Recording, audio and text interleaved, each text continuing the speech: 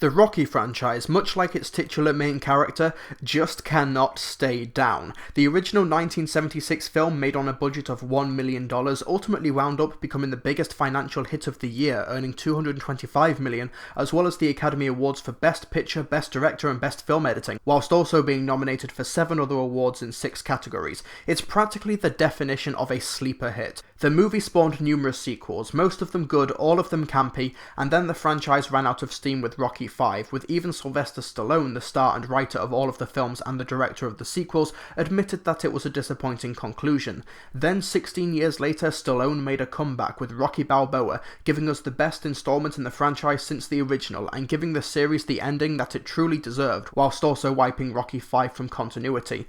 But, like the tagline of Rocky Balboa said, "It ain't over till it's over," and it would seem that Rocky's story isn't over yet. 40 years after the first movie, we have Creed, which comes to us from an entirely new creative team and director Ryan Coogler taking over the series. After directing the astonishingly good Fruitvale Station, Coogler is also bringing that movie star Michael B. Jordan with him as the illegitimate son of Apollo Creed, played by Carl Weathers in the first 4 movies. Does this franchise still have some fight left in it, or should Rocky & Co. stay down this time? Adonis Donnie Johnson was a problem child and got into fights at youth facilities before being adopted by Apollo Creed's widow Mary Ann, who reveals that Adonis was Creed's son from an affair he had before Adonis was born. Adonis, wanting to become a fighter like his dad, travels from Los Angeles to Philadelphia in order to get in touch with his father's old rival, Rocky Balboa. Balboa reluctantly trains Adonis and prepares him for a fight with Pretty Ricky Conlon, the light heavyweight champion of the world who has been sent to prison soon and wants one last big fight. All the while, Adonis starts to pursue a relationship with local singer Bianca, and Rocky has to fight his most powerful rival yet, his own mortality. Despite the new creative team, with this being the first movie in the Rocky franchise to not be written by Sylvester Stallone, Creed still has all of the hallmark elements from the franchise and the iconography is still very much intact. Those who have any sort of attachment to the franchise may get a little choked up seeing that Mickey's gym is still standing and is still being used to train up-and-coming boxers. Adrian's restaurant is still being run by Rocky in her memory, and he still visits her grave to read her the paper sat on a chair he stores in the tree branches, but he also visits the grave of Paulie, his brother-in-law, as it's revealed that he died in 2012, and Rocky leaves a bottle of Paulie's favourite alcohol on his grave. A 40-year franchise would naturally retain iconography over the years, but Creed manages to utilise that in organic ways, as opposed to feeling like it's exploiting them to pander to fans for shallow nostalgia. But Creed, in keeping with prior installments in the franchise, is very dramatic with lots of gut-wrenching sequences, but also very funny, as there are some great witty lines of dialogue from writers Ryan Coogler and Aaron Covington, who deliver a very human story. There's even a scene where Adonis and Rocky are at a pre-fight press conference, and one of the first things Rocky does is point out how beautiful the interior of the building is. This is a new team, but they clearly get these characters and this franchise. But this isn't just a remake of Rocky for a new generation, though I can imagine this movie appealing to a fresh fan base. Instead of having the Italian stallion scraping by as a loan shark and a prize fighter getting a shot at the big time, we have someone who comes from a wealthy family by inheritance and chooses to leave it all behind as well as his family name in order to prove that he can make it on his own. Adonis Johnson abandons the surname Creed so he doesn't get any free rides and can be judged as a fighter by his own abilities instead of being compared to his father, the once heavyweight champion of the world, although why Adonis would go to the former trainer of his father despite trying to forge his own path is a question the movie doesn't quite acknowledge. Although it may seem unfair, since Creed is a spiritual sequel to the Rocky franchise, comparisons are easy to make, and while Adonis is a strong protagonist and an interesting character, he ain't no Rocky Balboa. It's a lot easier to root for the underdog with nothing but a good heart and a fighting spirit than it is to root for someone who is everything and chooses not to have it so that they can fight.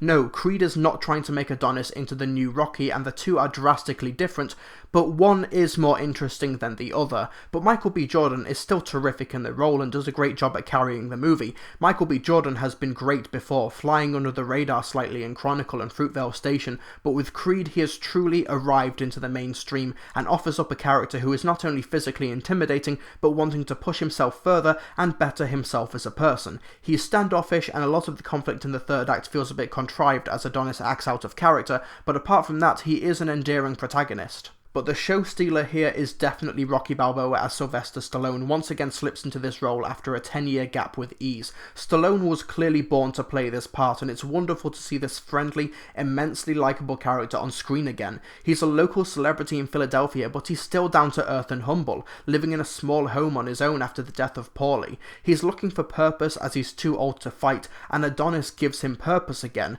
but there's something very bittersweet about seeing this character evolve and change over 40 years, make friends, find love, and slowly lose them through the passage of time. His trainer died in Rocky 3, his best friend Apollo died in Rocky 4, he lost his wife to cancer before the events of Rocky Balboa, and now he's lost his brother-in-law. Rocky is alone and is aware of his own mortality, and that's a fascinating way to approach a character who has been able to overcome even the most overwhelming opponents. And Sylvester Stallone has been raking in numerous accolades for his performance in Creed, winning a Golden Globe for the first time since the first Rocky movie, as well as being nominated for Best Supporting Actor at the Academy Awards, for which he'll probably win. And he is truly great in this film. Towards the end of the movie, when Rocky's inner conflict starts to manifest itself, it's gut-wrenching, and I actually wish the movie spent a bit more time on this aspect, because it's a lot more interesting than what Adonis is going through. It's also interesting how his arc runs parallel to Adonis's love interest, Bianca, who is a singer-songwriter who is slowly going deaf and wants to embrace the now. If there's one weak link in the cast, it's Adonis's rival, Pretty Ricky Conlon from Liverpool, England. His gimmick is that he's English and has a thick Liverpudlian accent. That's it. That is literally his gimmick. The Rocky franchise has had a history of great villains and antagonists from Apollo Creed, Clubber Lang, Ivan Drago and Mason the Line Dixon. Even Tommy the Machine Gun and George Washington Duke from Rocky V are better villains in comparison to Ricky Conlon. Other than being a fighter, he has no distinguishable personality traits, nothing that makes him stand out from any other boxer in the world apart from his title rank, and in comparison to previous rivals, he is a substantial step down. But speaking of villains, it's interesting to see that Adonis watches old fights of his father on YouTube, but I think it was a missed opportunity to not address whether or not Adonis has seen his father's fight with Ivan Drago, which ended his life. I've been told in response to this that footage of people dying can't be found on YouTube, but televised deaths of celebrities like Tommy Cooper can be found online with no issue, and I imagine that the fight with Drago was televised, so it feels like something that should have been addressed, and the relationship between Adonis and his mother feels very tacked on, and she disappears from the movie for very long stretches, only to turn up again at the end to watch Adonis's big fight on television, around 6,000 miles away. Come on, couldn't she have flown over or something? She's clearly rolling in money, so cost isn't an issue. But visually we have the best looking Rocky movie to date, with a great variety of locations and the best fights of the franchise, and those who watched Rocky Balboa will know that the ending fight would have been hard to top. A fight in the middle between Adonis and a local fighter is shot in a single take, with the camera bobbing and weaving between the two fighters as they duke it out. It's a wonderful spectacle, and thanks to the camera getting up close and personal to the fighters in real time, it doesn't feel like a gimmick or any sort of logistical compromise. Along with the brutal and enthralling fight at the end, Creed has some of the best boxing fights committed to film since Raging Bull. As for the music, Ludwig Göransson, I've butchered that name, puts together a score that fits with the Rocky universe but doesn't feel like it's coasting on the franchise's motifs. It feels appropriate to the central character and his story rather than just doing urban remixes of Gonna Fly Now, though Adonis does have his own original version during the frequent and awesome training montages that happen throughout the film.